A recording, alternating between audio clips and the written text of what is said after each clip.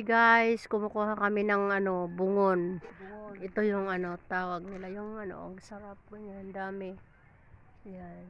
Kukuha kami, ihalo namin sa bunga ng malunggay. Ayan guys, ang dami. Ayan, sarap.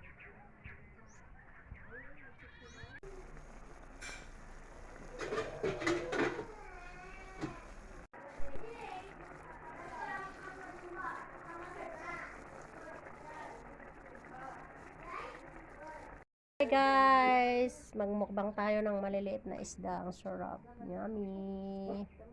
Pangal daw guys.